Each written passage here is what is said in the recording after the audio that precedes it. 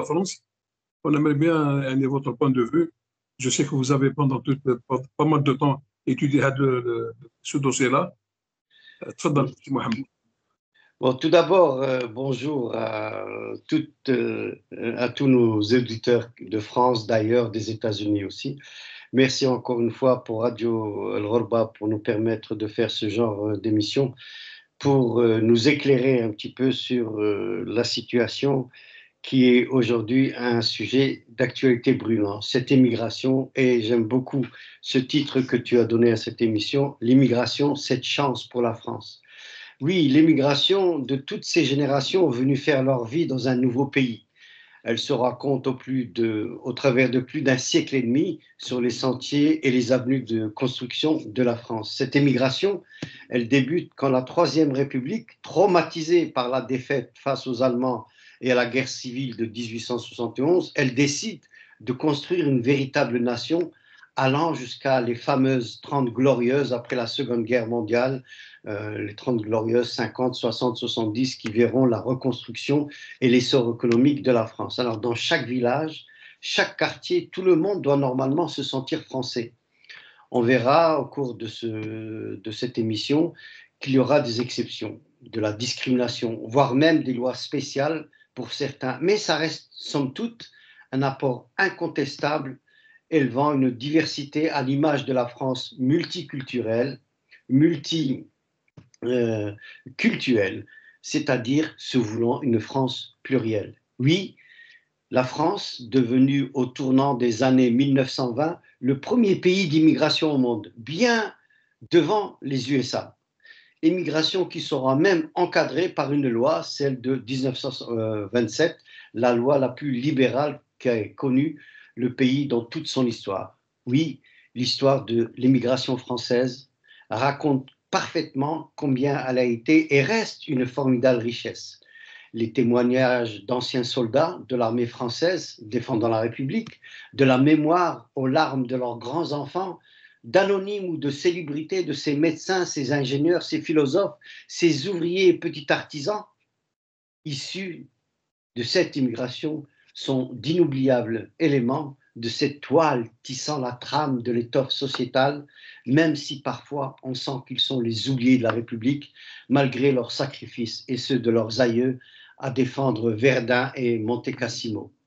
Les images d'archives exposent bien comment, dès la fin du XIXe siècle, les discours de xénophobie auront une causalité sur les immigrations suivantes. Venez, vous qui êtes à l'écoute, venez, essayons de déchiffrer, de défricher et déchiffrer les racines de cette immigration, cette chance pour la France. Alors permets-moi, Nordine, encore une petite indulgence pour cette introduction. La colonisation qui a donné le meilleur de ses hommes pour libérer la France durant les 2 guerres mondiales, sans pour autant être reconnue. Savez-vous qu'on leur interdira de parader sur les Champs-Élysées, voire même leur interdire parfois de paraître dans le centre des grandes villes, fêtant la libération? Et bien sûr, les massacres qui vont suivre lorsqu'ils rentrent chez eux et demandent leurs droits. On se souvient de Guelma, Kherata, Sétif de 1945, mais ce massacre ne s'arrête pas à 1945, il va continuer pendant 1 an. Mais qui se souvient aussi au Sénégal le massacre des tirailleurs de Tiraoué? Ça rentre dans la mémoire, ça devrait, rentrer dans la mémoire collective. Oui, on est en 1944, c'est les tirailleurs sénégalais, ils sont 1600, ils rentrent chez eux. Pourtant, c'était pour la plupart aussi des anciens prisonniers qui ont souffert dans les geôles allemandes, qui avaient participé au combat sanglant de 1940. Les voilà rassemblés à Tirawa en 1944. C'était un 1er décembre, 2 semaines après leur arrivée dans les camps, et alors qu'ils réclamaient le paiement de leurs arriérés, de soldes et diverses primes pour les indemnités de combat, les forces coloniales leur ont tiré dessus. Les autorités françaises de l'époque avaient admis la mort d'au moins 35 personnes, mais selon les historiens, c'est plusieurs centaines qui ont été tuées.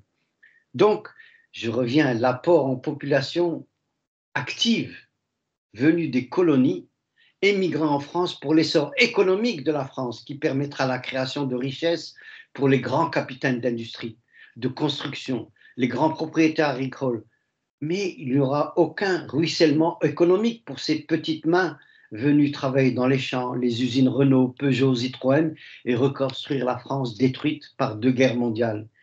Ils seront cette force motrice ouvrière payés au plus bas salaire durant les 30 glorieuses.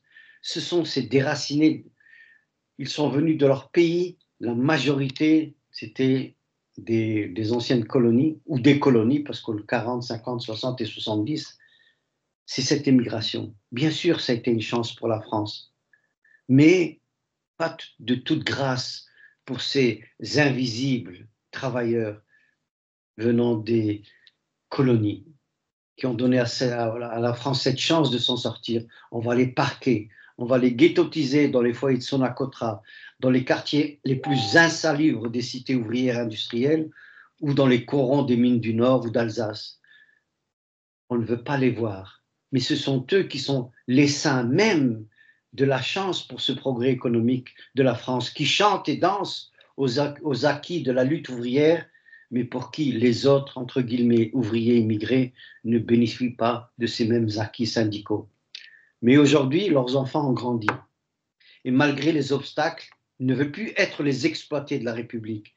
Et avec résilience et courage, ils vont percer tous les murs de l'interdit auxquels leurs parents ont été soumis par cette servitude obligatoire. Et ils le faisaient tête baissée. Leurs enfants n'ont aujourd'hui les barreaux, les hôpitaux, les grandes écoles, voient maintenant ces fils et filles d'émigrés dans leur rang, et voilà même que des ministres, femmes et hommes, originaires de cette immigration, font la chance de la France. Ils sont les enfants, petits-enfants de soldats de Dien Bien Phu, de Monte Cassino, de Verdun. Ils vont venir chanter la Marseillaise au lever du drapeau sur les Champs-Élysées ou même dans le palais de l'Élysée. Oui, c'est une chance que la France a eue avec ses émigrés. Alors pourquoi aujourd'hui refusait-elle de les embrasser au lieu de parler de politique de remplacement, de communautarisme, ou même vouloir les déchoir de leurs droits chèrement acquis, à savoir la nationalité française. Voilà, Nordine, mon introduction. J'espère que je n'ai pas été trop long et je te passe la parole. Voilà, non, c'est une très bonne introduction. Mais le problème de cette immigration, c'est une chance pour la France, parce qu'il faut dire que le taux de natalité dans ce pays est en baisse totale depuis la Deuxième Guerre mondiale à aujourd'hui. Jamais le taux de natalité n'a été aussi bas. Ça, c'est le premier point. Le deuxième point, cette immigration, elle est venue, bon, c'est vrai qu'après la Première Guerre mondiale, ils avaient beaucoup besoin de bras, et donc ils étaient obligés de faire venir des indigènes. Et ces indigènes, ils sont venus ici, ils ont commencé à s'installer. Il y a eu la Première Guerre mondiale, la Deuxième Guerre mondiale. Mais la plus importante communauté qui est venue, c'est après l'indépendance de l'Algérie. Il y a eu à peu près dans les 500, 600 000 Algériens qui sont venus vers la France. Ils avaient besoin de bras. Ces gens, ils sont venus dans un but bien précis pour passer un certain temps, travailler et rentrer chez eux. Malheureusement, il y avait une loi pour le regroupement familial. Et il y a eu beaucoup de gens qui ont ramené leurs femmes, leurs enfants. Ces enfants, ils ont grandi dans un pays qui n'est pas le leur, parce qu'ils venaient d'un autre pays, qui venait d'Algérie, avec des mœurs différentes, des coutumes, ainsi de suite. Ces jeunes ont grandi et ils étaient obligés que les autres les acceptent. Le racisme ici en France, il a commencé bien avant. En 1881, à Aigues-Mortes, du côté de Nîmes, il y a eu un massacre d'Italiens. Les gens couraient derrière les Italiens avec des gourdins. En 1993, 1895, ici à Marseille, les Italiens ne pouvaient pas se sortir librement dans les rues.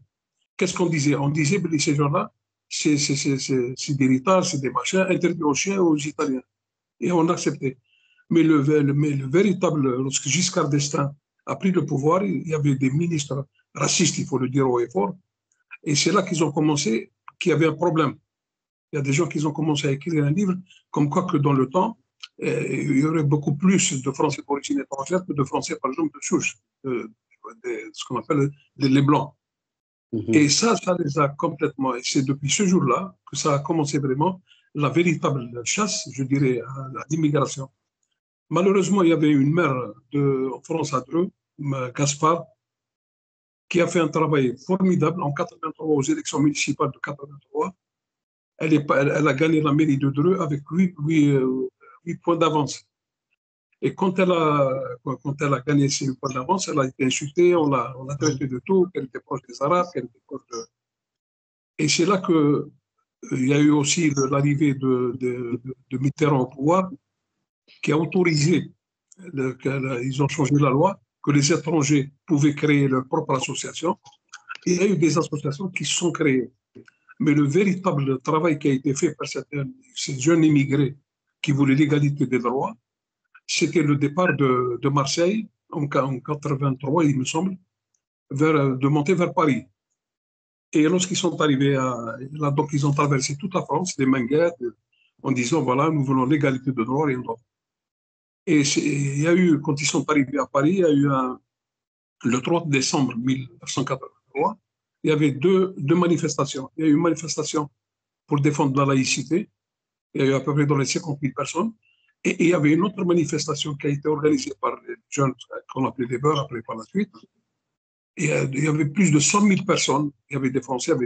Et ça a montré qu'il y a des gens qui sont venus dans ce pays-là et qu'ils étaient obligés, qu'ils ne le veuillent pas, ils n'avaient pas le mal du choix. Et c'est pour ça que Gaspard, qui était maire de Françoise Gaspard, qui était maire de Dreux, le titre du livre, La fin de l'immigration. C'est-à-dire que les gens qui sont là, ils vont rester ici, c'est des Français, donc il n'y a plus d'immigration.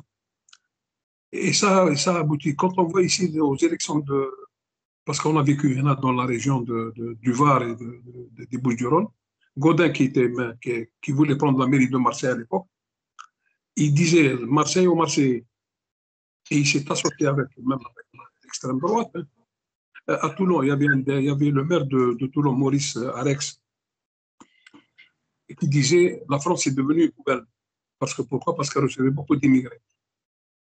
Et tous ces hommes politiques, Maurice Arex, Gaudin, Jacques Médecin à Nice, qui était maire de Nice, qui disait comme quoi qu'il a réussi quand même à ghettoiser les Maghrébins à vivre seuls, coupés des autres. Et même à cette époque-là, M. Jacques Chirac donnait raison à Jacques Médecin qui était maire de Nice. Et juste une anecdote, tous ces maires, Jacques Médecin, Maurice Arex, ils ont tous été condamnés pour malversation. Maurice Arex a été condamné à 3 ans. L'électoral se poursuit, un meeting était... Ah, pardon. Voilà, Jacques Médecin aussi, il a été emprisonné. Chirac, il donnait même raison à Jacques Médecin de ghettoiser ces gens-là.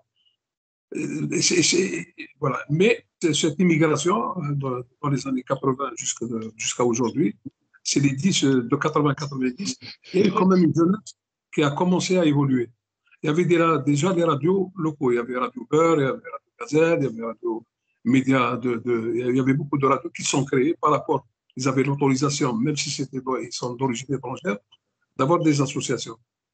Et après, dans la télévision française, c'est rare de voir une tête d'arabe, hein, c'est rare. Il y avait l'émission Mosaïque qui passait le dimanche. Et c'était une émission où on faisait venir quelques orchestres, pour montrer que la France n'est pas. Voilà. Mais aujourd'hui, si Mohamed, l'immigration, elle est visible. Pourquoi elle est visible? Elle est visible parce qu'aujourd'hui, l'immigration, c'est plus l'immigration des boueurs, c'est plus l'immigration le boulanger. Aujourd'hui, l'immigration, c'est le médecin, c'est l'architecte, c'est le chirurgien.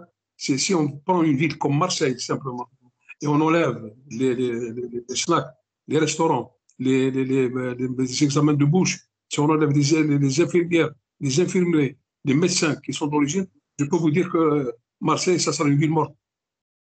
Voilà, je vous laisse la suite, si Mohamed, si vous voulez dire quelque chose. Non, c'est-à-dire que tu as vraiment pris tout l'éventail des problèmes auxquels l'immigration est confrontée.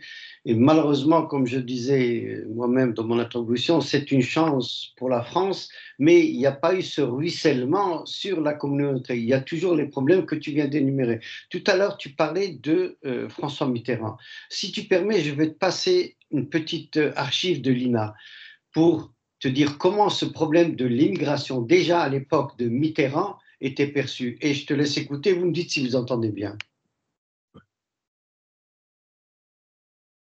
Intitulé Cultures au pluriel. Voilà. Le président de la République s'exprimait cet après-midi à la Sorbonne devant les participants d'un colloque intitulé Cultures au pluriel. Monsieur Mitterrand a utilisé l'humour pour évoquer le besoin d'unité nationale face à des pulsions inconscientes concernant les nationalités. Nous sommes français, nos ancêtres les Gaulois, un peu romains, un peu germains, un peu juifs, un peu italiens, un peu espagnols, de plus en plus portugais, peut-être, qui sait, polonais. Et je me demande si déjà nous ne sommes pas un peu arabes. Je reconnais que voici une phrase imprudente. C'est celle-là qui sera épinglée. Et qui incitera à dire, vous voyez bien. C'est le président de la République qui l'a dit. Nous me répéterons peut-être, sans mettre exactement le même sens au propos que je tiens. Je voudrais bien que ces choix politiques n'altèrent pas ce type de débat, que puissent, c'est d'ailleurs le cas, siéger dans des assemblées comme celle-ci, des femmes et des hommes dont les conceptions de politique intérieure sont diverses, mais qui sauraient s'allier pour refuser tous les appels de l'inconscient, de je ne sais quel subconscient mal réglé ou mal dirigé. Je serais capable de choisir l'unité de la France à construire. Est-ce que tu as entendu, Sinourdine, ce que je... J'ai entendu, je connais Adler de... Oui, mais c'est pour entrer, si tu veux, dans le sens que tu disais tout à l'heure, je pourrais passer aussi ce que disait Georges Marchais.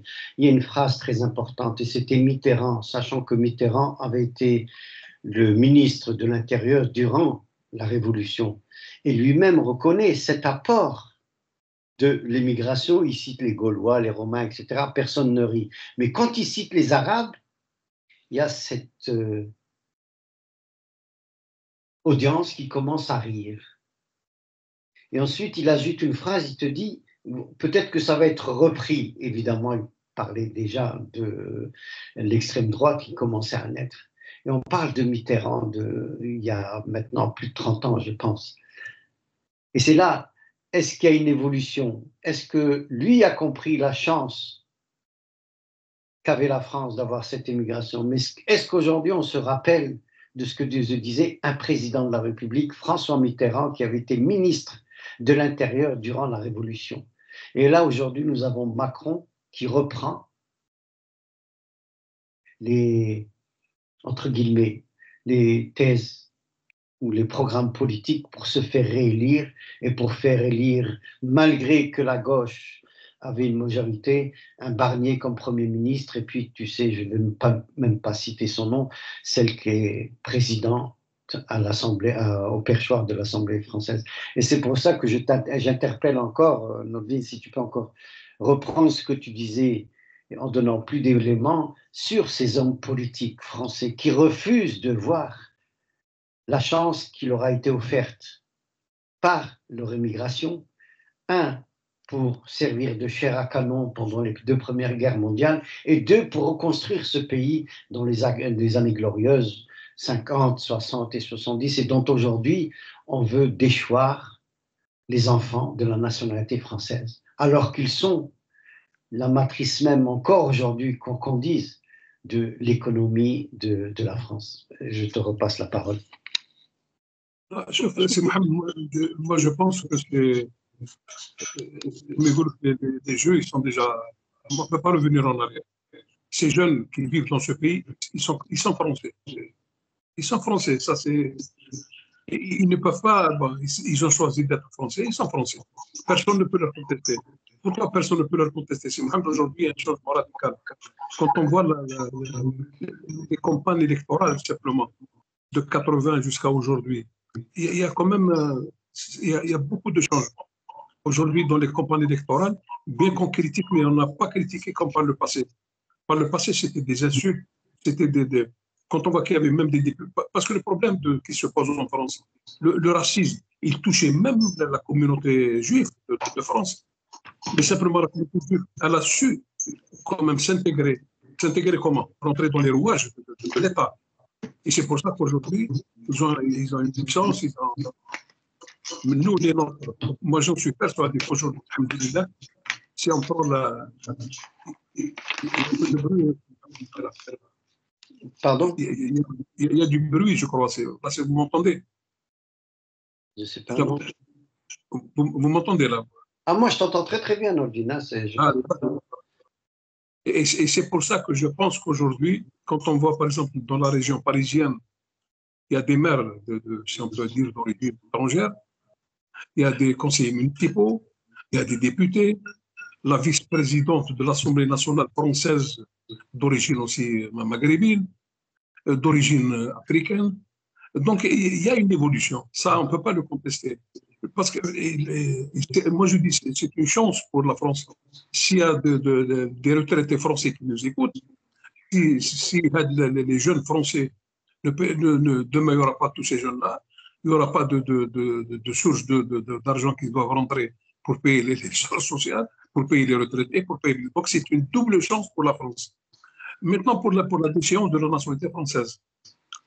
Là, c'est vrai qu'en ce moment, il y a au bout de 4-5 ans, je crois qu'ils ont déchu une trentaine des Maghrébins d'origine algérienne. Mais pour déchoir quelqu'un de la nationalité française, il faut qu'il ait la preuve, comme quoi qu'il est contre ce pays.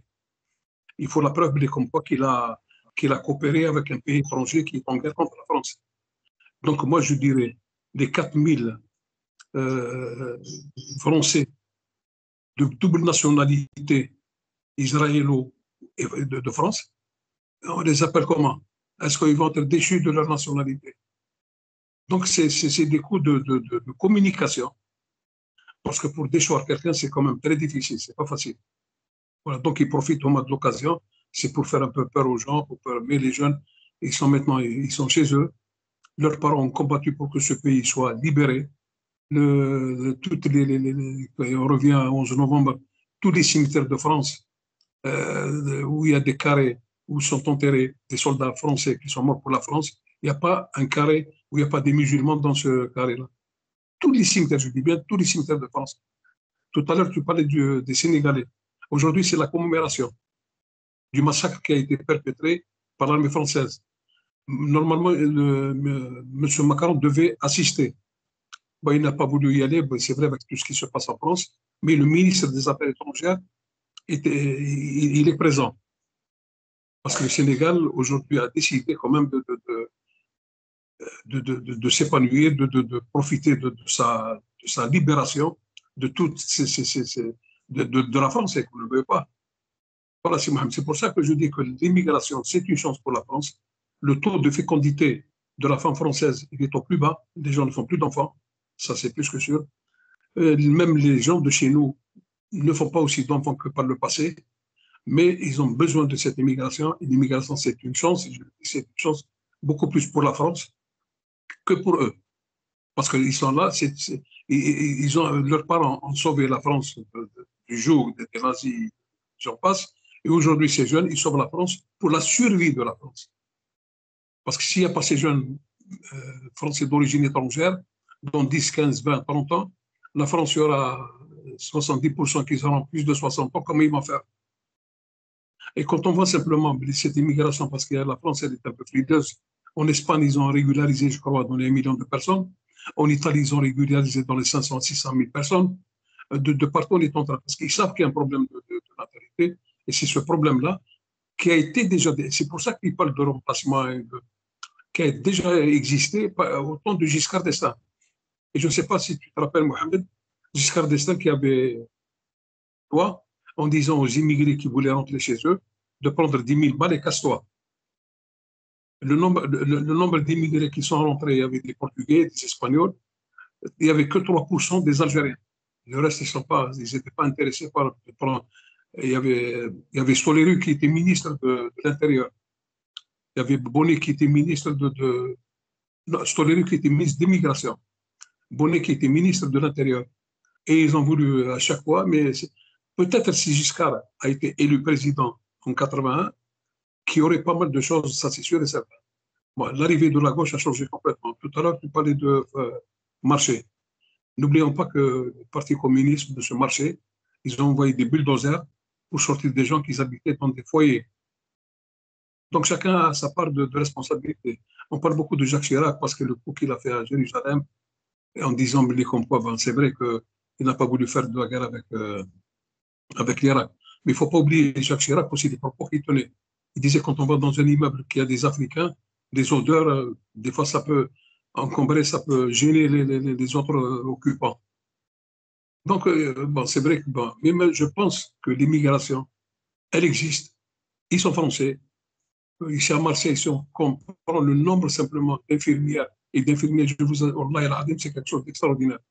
Si on prend le nombre de médecins qu'il y a dans les hôpitaux, l'immigration, je pense que c'est un barreau d'honneur. Un barreau d'honneur. Il y a le Front National. Même le Front National n'utilise plus les propos qui ont été utilisés par Jean-Marie Le Pen.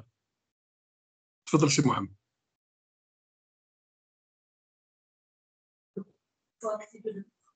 Il faut activer le micro, c'est Mohamed.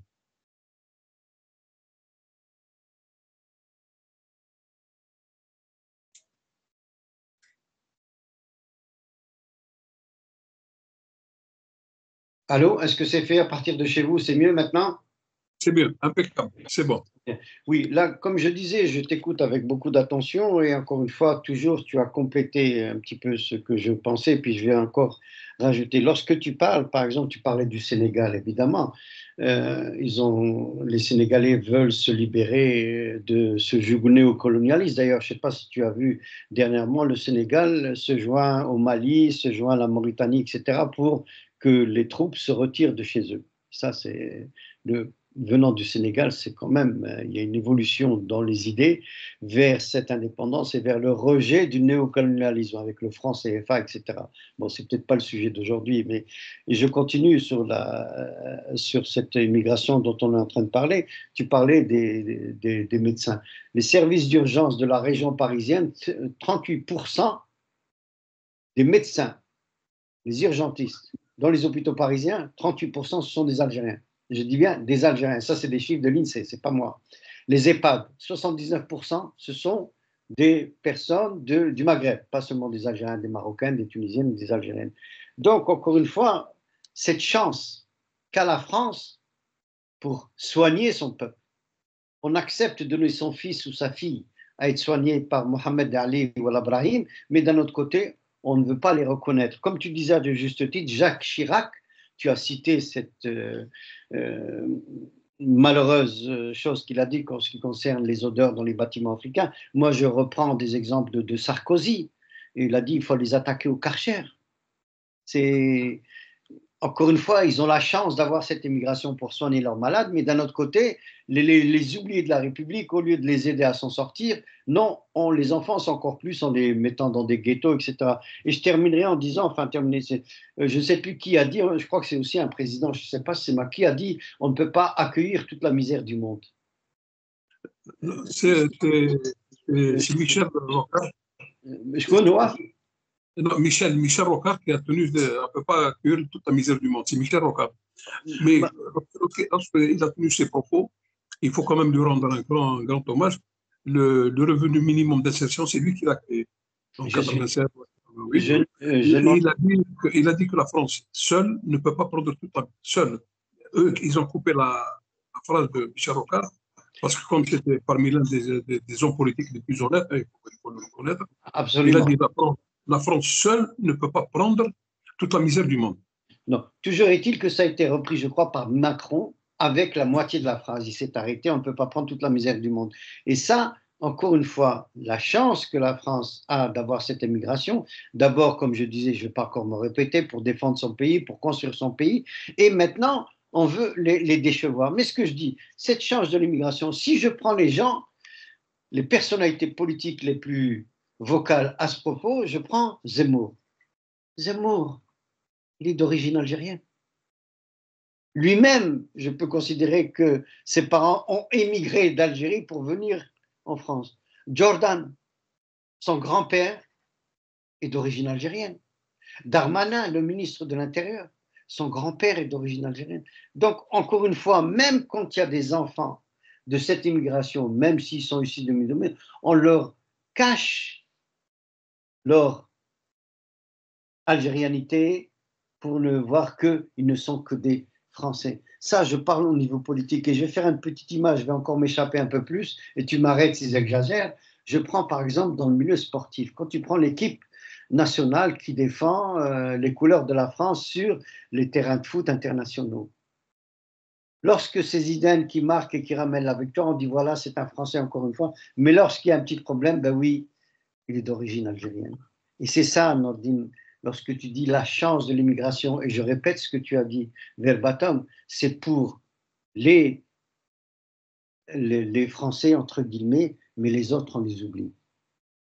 Ceux qui ont fait la France, on les oublie. Ces enfants de la République, dont les parents sont morts à Verdun, à Monte Cassino, à Dien Bien Phu, on les oublie. Et c'est là où moi je dis oui, la chance de l'immigration. Mais je voudrais que cette chance de l'immigration qui a été donnée à la France ruisselle sur leurs enfants. Et là, je pense, Nordine, que je suis très, très attitré. Bien que l'immigration, c'est une chance pour la France, moi je me dis, mais aujourd'hui, lorsque je vois sur le terrain politique la manière dont cette chance, entre guillemets, est exprimée, ça me chagrine. Moi-même, je suis un enfant d'immigré. Moi-même, j'ai vu mon père baisser la tête, se baisser à la servitude pour pouvoir mettre du pain sur la table. Mes frères et sœurs, et comme beaucoup d'autres Algériens, on n'a pas voulu accepter ça. On a essayé de percer ces murs de racisme et ces murs de la xénophobie. Le résultat, c'est quoi? C'est que moi, aujourd'hui, je suis aux États-Unis. Je ne suis pas venu aux États-Unis après mes études universitaires de gaieté de cœur. On m'a poussé à quitter la France. On m'a poussé à la quitter. C'est le racisme qui m'a poussé. Et c'est pour ça que je dis l'immigration. Oui, encore une fois, je répète, c'est une chance pour la France. Mais quelle France? Pas pour ceux qui l'ont construite. Même je parlais tout à l'heure des lois syndicales, toutes ces bien acquis syndicaux, lorsqu'ils ont été donnés aux ouvriers français, eh bien, les pauvres petits ouvriers qui venaient d'Algérie, du Maroc, de Tunisie ou du Sénégal, on leur volé ces droits syndicaux. Et les syndicats ne les ont pas défendus. Alors, cette chance de l'immigration, moi, je voudrais qu'on la chante, mais on voudrait qu'on la chante avec les propres notes de cette harmonie. Je suis pour une France plurielle, je suis pour une France multiculturelle, mais donnez-leur la chance de s'exprimer. Oui, il y a eu des ministres. Oui, maintenant, il y a des avocats qui sont des barons du barreau de la jurisprudence en France. Mais ça reste, comment dirais-je, c'est peut-être l'arbre qui cache la forêt. C'est vrai que ce que tu disais tout à l'heure, maintenant, avant, on parlait des problèmes de l'immigration, on parlait des problèmes de la guerre israélo-palestinienne, etc.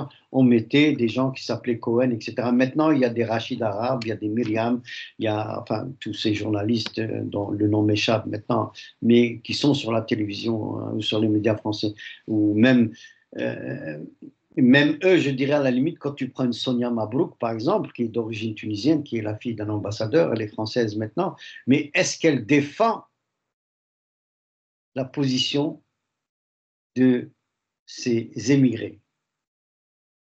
Dans la France, a profité. Dans la France, a eu la chance d'avoir leur père et leur grand-père. Enfin, je me répète peut-être un peu Nordine, mais si je m'échappe, dis-moi, arrête-moi, parce que j'allais même continuer sur la... J'allais même continuer, par exemple, dans les arts. Tu prends, par exemple, Jamel Debbouze, tu prends Khaled, tu prends Chimène, tu prends Imen, tous ces chanteurs, etc., qui maintenant, même des acteurs comme Ramzi, etc. Il y a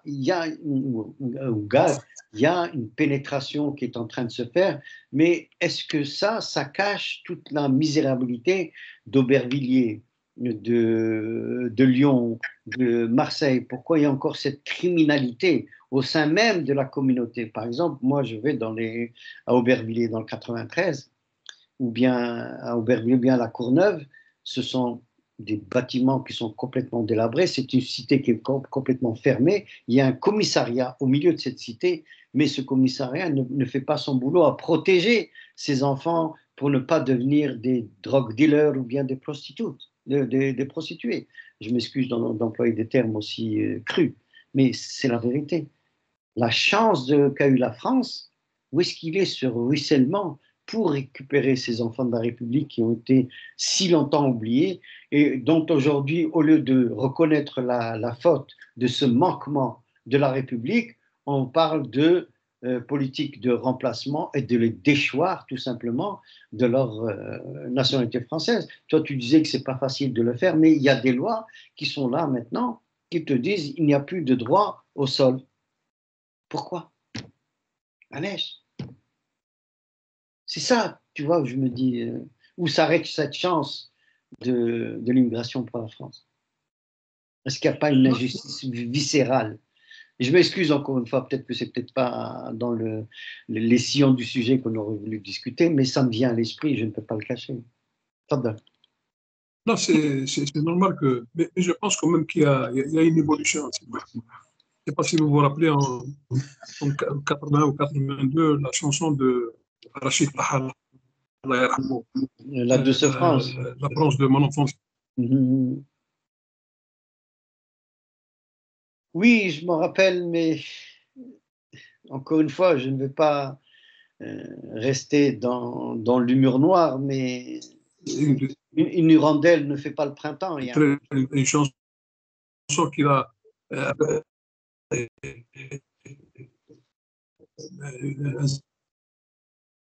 CD qu'il a distribué à tous les députés de l'époque. Rachid Taha, je ne sais pas si vous l'avez. Si, bien sûr, je connais bien. C'est une chanson de. Et là, quand même, juste pour une information, le maire de Marseille il va nommer une rue à Marseille pour les jeunes qui ont, des jeunes beurs, hein, qui sont partis de Marseille jusqu'à Paris. Il va leur donner une rue, en commémoration. C'est vrai que le droit du sol, mais je parle des Algériens, des Marocains, des Tunisiens qui sont morts pour la France. Est-ce que ça, c'est le droit du sang? Là, c'est le droit du sol. Ces gens-là, ils peuvent dire aussi que c'est le droit du sang et que ces enfants, ils ont le droit d'être français. Mais simplement, on a des armes pour nous défendre. Nous, ce qui nous manque, c'est l'unité. Il faut une unité de tous ces gens-là. Il faut, c'est l'unité. Moi, je peux revendiquer quelqu'un qui est mort, par exemple, qui comme Monte Cassino, qui ont donné leur vie pendant la Première, la Deuxième Guerre mondiale. C'est des gens, c'est des Français pour le droit du sang. On parlait des Sénégalais. Pourquoi les Sénégalais sont rebellés contre les autorités françaises de l'époque? Parce qu'on leur donnait un salaire de misère. Et puis, on voulait donner leurs indemnités dans 5 combien de temps de guerre aussi. Hein, jusqu'à maintenant, il y a encore un problème. Et ils sont basés sur le taux, du Sénégal, pas par rapport à un ancien combattant français et à l'application de la loi qui touche ces indemnités et tout. Mais au moins, il leur donne, par exemple, il y a Jacques Chirac qui a voulu faire un geste. Mais quand il a fait le geste, la majeure partie des travailleurs sénégalais, ils sont tous morts là. Il y a eu quelques-uns qui ont profité dernièrement pour que leur solde elle soit identique à la solde des anciens combattants français. Mais ces gens-là, c'est des Français, ils ont leur sang, il est dans de toute l'Europe. Et ils sont venus pour sauver ce pays. Donc c'est pour ça, moi je pense, à mon avis, que cette jeunesse qui arrive, elle ne se laissera plus marcher sur les pieds. Ça, c'est plus que sûr. Ils auront les moyens de se défendre et ils le font déjà. Ils le font. Moi, quand je vois des avocats algériens pour des grandes affaires, ça bouge quand même. Ça bouge. Moi, je pense qu'il y a une différence énorme. Il y a 20 ans en arrière et aujourd'hui. C'est vrai. Non, c'est vrai que ce que tu dis, il y a une différence et Dieu merci, elle existe. Maintenant, quand on parle droit du sol, bon, ils sont en train d'essayer, évidemment, c'est l'extrême droite qui parle de ça, le droit du sang, mais bien évidemment, vous savez, c'est même au temps de la colonisation, les quelques rares Algériens qui ont pu ou qui pouvaient bénéficier de la nationalité française, ce sont ceux qui se sont battus en tant que soldats. Mais même lorsqu'ils rentraient, on leur faisait des difficultés. La preuve, on a cité le Sénégal. Le Sénégal, les manifestations que tu as dit qui ont eu lieu, c'était en 1944 parce qu'ils rentraient de France et ils ont voulu manifester pour toucher leur salaire. On leur a tiré dessus. Même chose, si tu te souviens de Guelma, bien sûr, je suis sûr que tu es au courant de ça, les massacres de Sétif, Guelma, Kherata. C'était des soldats qui rentraient de la Deuxième Guerre mondiale, qui avaient libéré la France et qui simplement réclamaient d'avoir les mêmes droits que les soldats français. C'est-à-dire que nous aussi on s'est battus, qu'est-ce qu'on a fait? On leur a tiré dessus. Et ça, évidemment, ça va donner. Il y a un général, je pense qu'une fois tu l'avais cité dans une de tes émissions, un des généraux qui a participé à ce massacre de Sétif, qui leur a dit, voilà, aujourd'hui, on a arrêté ces manifestations, mais je ne vous ai donné la paix que pour 10 ans, ça va recommencer. Effectivement, ça s'est passé. C'est le gouverneur de l'Est algérien, Duval, il s'appelait Duval. Duval, exact. Et donc, après, on sait ce qui s'est passé. Et c'est ça où je dis encore une fois, pour revenir en France pour le droit du sol, pourquoi l'enlever? Le droit du sang, normalement, ils sont de nationalité française. Le droit du sang, il a été donné. Ils ont versé ce qu'il y avait de plus précieux, c'est leur sang et leur vie, ils l'ont donné pour la France. Il est normal que leurs aïeux puissent bénéficier de cette nationalité française et sans aucune espèce d'enquête ou quoi que ce soit. Mais encore une fois, tu reprends la chanson, par exemple, de Taras et Douce France. Moi, il y en a une autre qui m'avait frappé. Je ne sais pas si tu connais la chanson de Serge Reggiani qui s'appelle L'Arabe. Non, non. Non, non. Ben, je vais demander. Par contre, la chanson de Mamadou qui est venu pour libérer la France, Jean-Claude, comment ça s'appelle bien peu la mémoire. Il a une très belle chanson sur les tirailleurs sénégalais, maghrébins. Et là,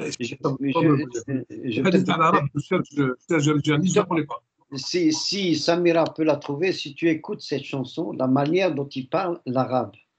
Et en fait, c'est ça, ils sont tous les deux soldats, et voilà que Serge Reggiani est blessé, et c'est l'arabe qui le prend sur ses épaules pour faire la traversée du désert. Et c'est là où il a compris que, bon, il te dit à la fin, et je te laisse écouter la chanson, tu te dis, mais en fait, c'est lui qui m'a sauvé la vie, il n'est pas différent de moi. Et à l'époque, l'Algérie était encore sous la colonisation, et c'était au lendemain de la Deuxième Guerre mondiale. Donc, il y a bien sûr des images comme ça qui viennent. Il y a toujours eu des gens de bonne volonté qui ont essayé de percer ce mur de l'indifférence. Et ils viennent de toutes parts. Il y avait les Italiens, tu en as parlé tout à l'heure au début de l'émission. On n'a pas accepté les Italiens, par exemple, en France. Les mines du Nord, au départ, ce n'étaient pas des Maghrébins, c'était des Polonais qui exploitaient les mines du Nord, dans les corons du Nord, etc. Un de leurs plus grands défenseurs, c'était un ancien Premier ministre, Poniatowski, par exemple. Mais jusqu'à aujourd'hui encore, Nordine, ce qui me chagrine le plus, et ça, tu m'as dit qu'il y avait bien sûr quelques petites manifestations qui ont été faites et qu'on a essayé de récompenser en donnant le nom d'une rue, etc. Comme à Pau, par exemple. Dernièrement, tu n'es pas sans savoir, ils ont voulu inaugurer la rue de l'émir Abdelkader, et puis il y en a d'autres, par contre, qui gardent encore l'avenue du général Bugeaud. Donc, tu vois, déjà là, il y a des contradictions. Mais ce que je veux dire, moi, cette chance, encore une fois, oui, ces enfants, ce sont des émigrés. Ce ne sont pas des émigrés, ce sont des fils d'émigrés. Et contrairement à ce que disent Zemmour et toute sa cohorte, il n'y a pas 7 millions d'émigrés en France. Il n'y en a pas 10 millions non plus. Eux, ils mettent tout ensemble. Ils mettent les émigrés comme mon père et ma mère, mais ils ne mettent pas leurs enfants qui, eux, sont de nationalité française. Bon, moi, je n'ai pas la nationalité française, mais tous mes frères et sœurs sont des Français. Ils sont nés en France. Ce sont des Français, ce n'est pas des émigrés. Mais Zemmour, quand il en parle, encore une fois, pour assombrir le tableau, il te dit non, ce sont des émigrés. Pour lui, des émigrés, c'est des étrangers. Non, c'est faux. Ils ont quitté l'Algérie, qui était à l'époque française, pour aller s'installer en France. Mais après, c'est leurs enfants, ce ne sont plus des émigrés, c'est des Français. Qu'est-ce qui fait qu'aujourd'hui, on ne veut pas leur reconnaître ce statut? Même si on le reconnaît, c'est du bout des lèvres, et on veut le leur enlever. Et j'insiste encore une fois, tu vas peut-être que dire que je suis en train de mais c'est des choses qui me tiennent à cœur et j'arrive pas, si tu veux, à passer le message. C'est Mohamed, Zemmour et tous ces. À l'époque, je crois qu'il y avait dans les 20 ou les 25 000 juifs qui habitaient en Algérie. C'est vrai que c'est le décret Crémieux qui a fait d'eux des Français à part entière. Mais le problème qui s'est posé, on avait voulu, c'est là qu'ils ont raté l'occasion de donner la nationalité française à tous les habitants de l'Algérie. Mais malheureusement, ils ont fait un choix, c'est le décret Crémieux, ils ont été. La communauté juive de l'époque, elle aurait pu dire, ah non, quand nous avons été chassés d'Espagne, nous avons trouvé refuge dans ces pays du Maghreb, on n'accepte pas cette. Si on est français, tout le monde est français. Et c'est vrai que le peuple algérien a la différence par rapport à tous les peuples qui ont été colonisés. Je crois que c'est le seul peuple au monde qui n'a jamais accepté, par exemple, la nationalité française par la force ou par des entours. C'est le seul. Il a accepté son statut d'être massacré, de subir toutes les conséquences, d'être spolié de ses terres, et il est resté toujours algérien. Et moi, j'aurais bien voulu savoir qu'en 1962, le nombre de Français musulmans, c'est-à-dire algériens, ça se compte sur le bout des doigts. Ça se compte sur les bouts de doigts par rapport à la masse de la population algérienne. Parce que quand même, il y avait. Et c'est pour ça qu'aujourd'hui, tout à l'heure, tu parlais de Bugeaud. Et c'est vrai qu'ici à Marseille, il y avait une école qui était juste pas loin d'ici. Ben, ils lui ont donné le nom d'un ancien tirailleur algérien. Mais moi, j'aurais préféré donner le nom à un tirailleur algérien et laisser la plaque de Bugeaud avec tout ce qu'il a fait, tout ce qu'il a commis comme crime. Pour qu'on n'oublie pas. Si on enlève sa plaque dans 15-20 ans, on va oublier. Et je te donne juste un exemple. C'est Mohamed, il y a un jeune Comorien qui est mort il y a 25 ans, qui a été assassiné par des colleurs d'affiches du Front National. Il est enterré à Marseille, dans une tombe, et la tombe peut-être qu'elle a même disparu. C'est vrai qu'on n'a pas cette mentalité de ne pas oublier, de commémorer ces gens-là. Parce qu'ils me disent que et ça, on ne l'a pas. Il faut que ces jeunes s'approprient de l'histoire pour savoir d'où ils viennent, qu'est-ce qu'ils ont fait, qu'est-ce qu'ils n'ont pas fait, ainsi de suite. Mais j'ai un grand espoir. Il y a beaucoup de jeunes maintenant qui commencent à s'intéresser à leur histoire. Ça, c'est sûr et certain. Je vois pas mal de jeunes qui viennent, qui posent des questions, qui voulaient savoir comment ça s'est passé, parce qu'ils ne connaissent rien. Même le peuple français, j'en suis persuadé, si demain, ils vont savoir qu'est-ce qui s'est passé réellement, ils vont changer de regard vis-à-vis de ces étrangers qui ne leur ressemblent pas. Bien. Bien, là, je voudrais répondre un petit peu sur deux points. Le premier, c'est de la loi Crémieux, cette fameuse nationalité française, et puis ensuite sur la mémoire pour mieux connaître son histoire, et de là à faire une unité de ces enfants d'immigrés pour se battre sur le terrain politique. Alors, pour la loi Crémieux, effectivement, en 1872, Crémieux a fait ça, et c'était pourquoi? C'était pour dissocier les juifs et les musulmans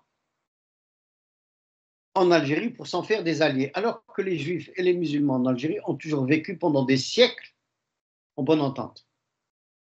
Ça, c'est la première des choses. Et pour continuer cette loi Crémieux de 1872, qui a donné la nationalité aux Juifs, n'oublions pas que lorsque le gouvernement de Vichy est venu, ils ont fait deux lois pour leur enlever cette nationalité. La loi en 1941, la deuxième en 1950, on les a déchus de leur nationalité. C'est devenu des apatrides. Ça, c'est le premier point. Même le général de Gaulle a été déchu de sa nationalité par le maréchal Pétain. Oui, mais je veux dire, là, c'est parce qu'on parlait de la loi Crémieux. Et, bon, encore une fois, il ne faut pas oublier que le siège de la République française pendant la résistance, c'était Alger. C'était Alger. Et le deuxième point que je voulais encore une fois soulever, c'est qu'il y a la mémoire. Et c'est toujours toi, et tu l'as dit à plusieurs reprises durant plusieurs de nos émissions, et je te cite à chaque fois, c'est qu'un peuple sans mémoire est un peuple sans avenir. Sans avenir, et il est appelé à mourir. Et cette mémoire doit être développée. Comment? Elle doit commencer par nous déjà. Et c'est là où on doit faire, comment je vais dire ça, autant les Français parlent de 1871 avec la première guerre avec les Allemands, 14-18, 39-42, ils parlent de l'Indochine, etc. Mais qu'est-ce qu'on a fait pour dire à ces enfants français d'origine, maintenant je ne vais plus dire les immigrés, mais à ces enfants français d'origine maghrébine, qu'ont fait leurs parents pour leur donner ce flambeau ou les racines de leur histoire. Je pense que là, il y a un manquement. Ça peut s'expliquer par le fait que la plupart de ces gens qui ont émigré, comme je disais, ce sont des déracinés, c'était des gens qui n'étaient pas éduqués, en tout cas en français, parce qu'il ne faut pas oublier, là je fais une parenthèse, lorsque la France a débarqué en Algérie en 1830, l'Algérie était un pays de lettrés à 90%. Lorsqu'ils l'ont quitté, c'était un pays de lettrés à moins de 20%. Pourquoi? Parce que dès que les Français sont arrivés, se sont adressés au madrasa, attaqués au madrasa, etc. Alors que les Français qui venaient en Algérie, en tant que soldats, puis ensuite, lorsqu'on leur donnait le fameux fusil et la charrue, je sais que tu connais cette expression, bon, mais ils n'étaient pas éduqués quand ils sont arrivés, alors que l'Algérien était éduqué. Et les émigrés qui sont partis du Maghreb dans les années 20, après la Première Guerre mondiale ou après la Deuxième, qui sont installés en France dans les années 50, 60, 70, c'était des pauvres, ils n'étaient pas éduqués, ils n'avaient pas d'éducation. Ce qui fait qu'ils sont arrivés en France, c'est une religion différente, c'est un langage différent, mais ils travaillaient sur les usines Renault, ils travaillaient dans les mines de charbon, etc. Ils n'avaient pas le temps à s'éduquer, ils ne pouvaient même pas s'éduquer. Et leurs enfants, évidemment, il n'y avait pas de suivi scolaire. C'est pour ça que ça a mis très très longtemps, cette visibilité dont tu parlais tout à l'heure, qui est faite de médecins, d'ingénieurs, etc., il a fallu attendre la première, sinon la deuxième génération. Mais encore une fois, cette mémoire, elle doit se faire. Et évidemment, il faut qu'il y ait une unité de ces enfants-là, non pas pour réclamer leurs droits, parce qu'ils sont français. Ils sont français, peut-être d'origine maghrébine, mais ils sont français. Mais cette unité, elle doit se faire comme il y a eu l'unité qui a été faite avec les Français d'origine italienne, avec les Français d'origine espagnole, avec les Français qui venaient du Sénégal, etc. Ils sont beaucoup plus organisés que nous. La question, c'est pour moi en tout cas, il y a cet éveil civique qui doit se faire en se disant, mais nous sommes des enfants de la République française, peut-être d'origine algérienne, marocaine, tunisienne ou autre, mais il faut qu'on arrête de pleurer sur notre sort et de dire c'est la faute de l'autre.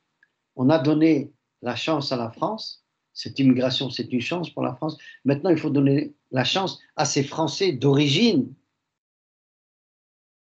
maghrébine pour aller se battre sur les champs politiques. Je sais que c'est en train de se faire, mais le résultat pour moi est encore un peu léger par rapport à la nécessité, si tu veux, et à l'urgence de cet éveil politique. Quand tu vois des Zemmour, des Jordan, même des gens maintenant, bon, je ne voulais pas parler de ça, mais je peux même des Algériens qui sont traîtres, qui sont des nouveaux citoyens. Je parle de Daoud, par exemple, qui est citoyen français depuis 3 ans, ou alors Sansal, qui est citoyen français depuis 1 an, et qui sont plus royalistes que le roi, et tu sais quels sont les dégâts qui sont en train d'être faits par ces gens-là. Mais il ne faut pas leur laisser le vacuum, il ne faut pas leur laisser le terrain libre. C'est Mohamed, justement, vous avez parlé de Boualem Sansal. Moi, je pense que Boualem Sansal a rendu un grand service à l'Algérie. Comment il a rendu un grand service? Il a fait quand même que des Algériens, parce que ça touche vraiment à quelque chose de sacré, ils se mettent tous ensemble et ils oublient s'ils ont des problèmes avec le pouvoir. Au contraire, il a rendu un grand service à tous les Algériens. Il n'y a pas un Algérien, même dans les débats, dans les machins, qui n'a pas les gens qui critiquent le débat algérien. Mais quand on parle de Boualem Sansal, de suite, c'est un traître, c'est un.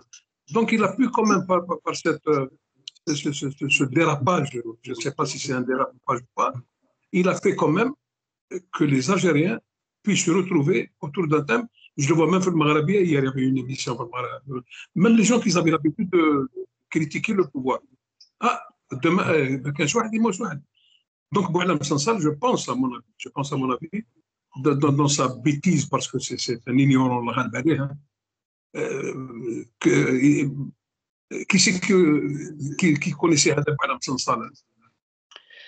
Bien, là, tu sais, Nordine, je pense que j'ai une vue un peu différente de cela.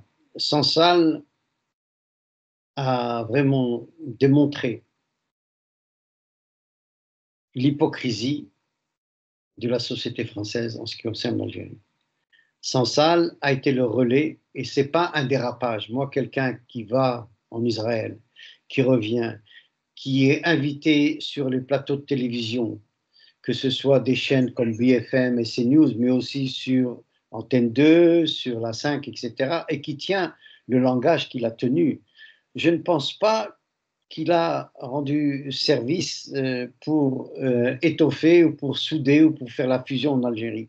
Je pense plutôt qu'il a rendu service pour un éveil chez nous, pour dire que la traîtrise n'a pas de nom. Moi, Sansal, je suis pour qu'il y ait son emprisonnement et je suis pour que l'Algérie en fasse un exemple. Parce qu'il a fait beaucoup de tort, à l'Algérie, dans son intégrité nationale, surtout que c'est quand même quelqu'un qui était au ministère de l'Industrie, c'est un polytechnicien, l'Algérie a dépensé des millions pour le former, il était un haut commissaire de l'État, et en tant que haut commissaire de l'État, il sait très bien qu'il a touché à une fibre sécuritaire qu'il ne fallait pas toucher. Et ça, c'est là où je diffère un peu. Moi, je dis Sansal, il faut s'en occuper pour en faire un exemple. Et aussi, pas seulement un exemple pour les Algériens, parce que comme tu dis, les Algériens n'ont pas eu besoin de Sansal pour être solidaires. À chaque fois que l'Algérie a été attaquée par l'extérieur, les Algériens ont été solidaires et ont oublié leurs différences politiques avec les institutions gouvernementales. Mais là, c'est étatique, c'est les institutions de l'État qu'on est en train de toucher. On ne touche pas à l'intégrité nationale, surtout Sansal. Qui plus est, et je ne vais pas dire ça à l'encontre des frères marocains, parce que l'Algérie a accueilli des Marocains qui souffraient de, comment dirais-je, surtout Chlouha. Ils ont été en Algérie, ils ont été accueillis et on leur a dit, bon, la preuve c'est que Sansal, de père marocain et de mère algérienne, on n'a jamais fait la différence. Il a fait Polytechnique, il a travaillé comme haut cadre de l'État, donc on ne peut pas dire que chez nous, en Algérie, il y avait cette discrimination. Mais maintenant, c'est à partir du moment où il va en Israël, il est reçu à la Knesset, il va au CRIF, il parle devant le CRIF, il se fait photographier avec toutes les personnalités sionistes qui passent en France, là, on se devait d'agir à ces Nordin. On ne peut pas laisser ça comme ça. Est-ce qu'il a rendu service? Peut-être à un certain point, mais tous les Algériens, et je reprends ce que tu as dit, ont toujours été très très solidaires lorsque l'Algérie était attaquée, surtout à partir de la France. Et ces gens-là, je pense qu'à mon avis, il faut en faire, enfin en tout cas lui, il faut en faire un exemple. Bon, on parlait de Sansal parce que bon, ça c'est les deux cas qui sont là aujourd'hui. Il y en a bien d'autres, mais on a parlé d'eux. On a parlé de Sansal, on peut parler aussi de Daoud. De Daoud, c'est la même chose, bien que Daoud n'a jamais attaqué l'intégrité nationale, mais il a toujours remis en cause la structure sociale de l'Algérie en faisant passer pour nos sœurs et nos mères comme quoi elles étaient exploitées, battues, etc. etc. Et le voilà qu'il écrit un livre sur cette pauvre gamine qui a vu ses parents se faire regarder au vol. Et en plus, il parle de liberté d'expression, de défendre. Lui, il a été accusé au tribunal d'Oran parce qu'il a failli tuer sa femme. Il a massacré sa première femme.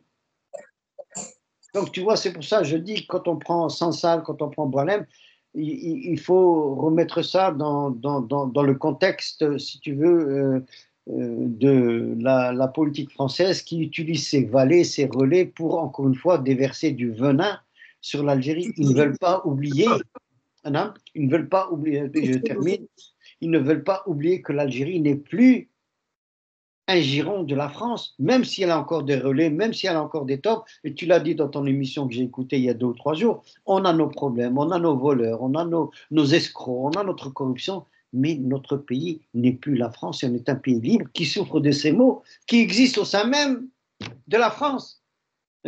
Cahuzac, etc. Enfin, je ne veux pas, Fillon, je ne vais pas parler tout, même la mère Le Pen, là, elle est en train d'être au tribunal, elle va peut-être perdre ses droits civiques. Donc, moi, la France, je n'ai pas à recevoir de leçons d'eux sur la liberté d'expression. On a parlé de Duroc, ils n'ont jamais parlé de Duroc, ils l'ont mis en prison, ils l'ont relâché avec une caution de 5 millions. La France qui parle de liberté d'expression, Sansal n'a jamais cessé d'être publié en Algérie. Tous ces livres sont en vente en Algérie. Bon, maintenant, ils ne le seront peut-être plus, mais ils étaient en vente. Daoud, la même chose. Alors, pourquoi vouloir me donner des leçons sur la liberté d'expression alors que vous ne la donnez pas à votre population, notamment celle qui défend par exemple, les Palestiniens de Gaza. On autorise Israël à faire des manifestations pratiquement tous les week-ends pour le droit à la défense. Et puis d'un autre côté, il y a 45 000 pauvres enfants et femmes palestiniennes à Gaza qui se sont fait massacrer. On leur a interdit de faire des manifestations. Heureusement que Mélenchon était quand même là et que ça a pu se faire. Donc, tu vois, c'est là où j'ai peut-être une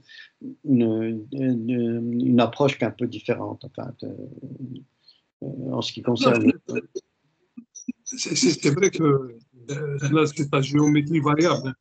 C'est pour ça que même dans les télévisions, là, à chaque fois qu'il y a quelqu'un qui dit une certaine vérité, une certaine réalité, hop, de suite on le coupe et on ne l'invite plus dans les émissions. Boniface, par exemple. Boniface, le journaliste. Boniface, voilà, est complètement effacé. Et il a eu quand même le courage d'aller en Israël il y a quelque temps, et il a failli se faire massacrer à l'aéroport de Tel Aviv.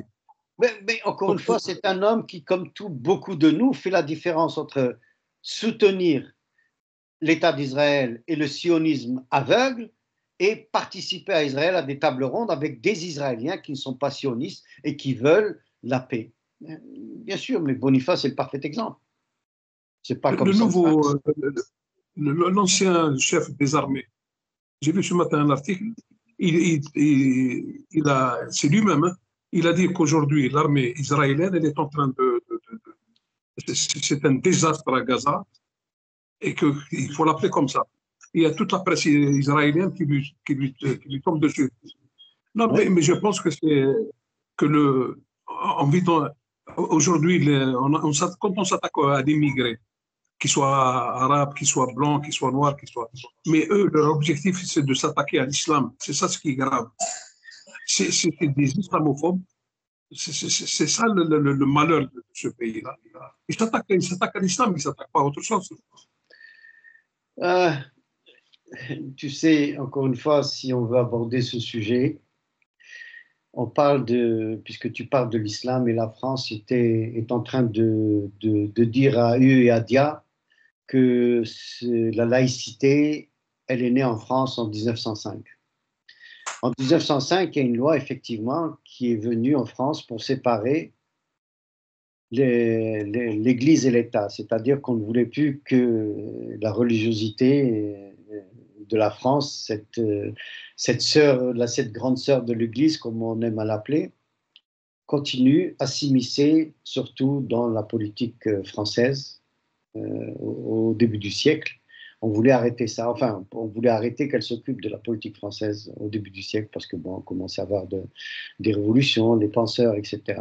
Mais cette laïcité, ils ne l'ont jamais défendue.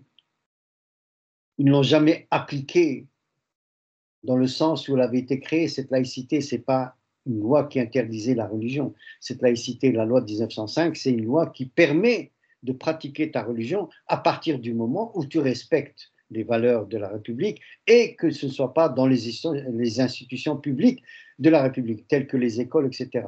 Moi, j'ai grandi en France, j'étais dans des écoles en France, j'ai toujours vu des petits gamins qui portaient la croix. C'est un signe ostentatoire, mais on ne disait rien. Bon, à l'époque, ça passait.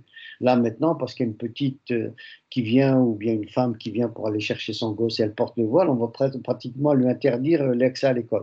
Ça, c'est une chose. Mais je reviens encore d'autant plus, c'est qu'il parle toujours de cette laïcité en disant que c'est une valeur républicaine. C'est faux. D'abord parce qu'elle n'est pas appliquée. Quand tu vas dans les tribunaux français, on te fait jurer sur, de dire la vérité, rien que la vérité, etc. Enfin, et puis ensuite, tu as toujours des signes de la croix. Tu as des signes ou des fêtes religieuses qui sont des fêtes nationales, Noël, etc.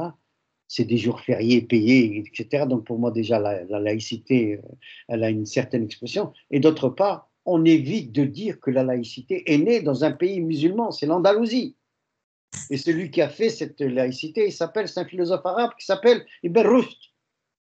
En 198, je pense qu'il a écrit le traité sur ça, justement, la foi contre la raison, la tolérance de l'intolérance. Je ne sais pas comment on dit en arabe. Mais ça aussi, il faudrait rendre à César ce qui appartient à César. Les musulmans ne sont pas contre les lois de la République. Bien au contraire, ils les respectent. Moi, j'aime beaucoup ce qu'a dit Karim Azeri, par exemple, lorsqu'il parle de ça. Mais pourquoi on ne voit que cette petite frange de ces enfants un peu perdus qui réclament à tort au travers la religion, qui se mettent comment tu appelles ça, le burqa, ça n'a rien à voir avec la religion. Pourquoi on parle que c'est 2 ou 3%? Pourquoi on ne parle pas de la majorité de la population musulmane en France qui respecte les principes du Rushd, la foi contre la raison, et aussi, bien évidemment, la loi de 1905, il voudrait qu'elle s'applique en France pour tout le monde, y compris pour les musulmans. À ce titre, je vais te donner peut-être une petite anecdote. Moi, à un certain moment, j'habitais à Paris, dans le 12e, à Porte Dorée. Et c'était dans les années 70, et il y avait une piscine dans le 12e. Il y avait beaucoup de pieds noirs de confession juive qui habitaient dans le 12e. Et il y avait une piscine. Eh bien, dans cette piscine, il y avait 2 jours, non, pas 2 jours, il y avait 2 matinées qui étaient réservées aux femmes juives. Et il y avait qu'elles qui pouvaient rentrer. Et personne n'a trouvé à y redire dans les années 70. Arrivent les années 2010-2020 avec sa vague d'expression religieuse, puis il y a des femmes évidemment musulmanes qui réclament eux aussi le même droit. Ça leur a été refusé, on en a fait toute les journaux. Et c'est pour ça que je dis cette expression de la loi de 1905 qui s'exprime seulement d'une seule manière, et c'est toujours à l'encontre de cette communauté musulmane. Et c'est là où je reviens encore une fois vers toi, c'est là où il faut que la communauté musulmane s'unisse pour dénoncer ce genre de choses. Je m'excuse si je suis sorti un petit peu du sujet. Si Mohamed, on a des émissions à tour, on va s'appeler, Inch'Allah. On va préparer une autre émission la semaine prochaine. Ah, ça y est, c'est passé tellement vite. Voilà.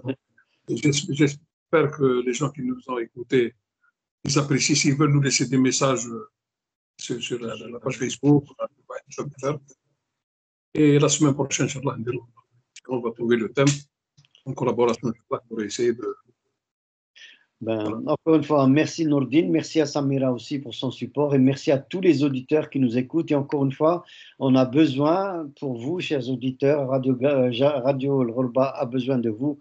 On ne demande rien si ce n'est de nous écouter et de nous faire de la publicité si les émissions vous ont plu. N'hésitez pas à nous écrire, à faire de la critique parce que la critique, lorsqu'elle est constructive, elle va améliorer nos émissions et ce sera grâce à vous. Encore une fois, merci Nourdine, merci à tous et à dimanche prochain, Inch'Allah. Et nos amitiés aux musulmans qui vivent à New York. Merci. Oh, on t'écoute toujours avec... D'ailleurs, on est en direct sur New York University Radio. Voilà. Encore une fois, merci beaucoup à tous et à dimanche prochain, Inch'Allah. Salam alaikum wa rahmatullahi wa barakatuh. Salam. Bon, nous arrivons à la fin, Inch'Allah.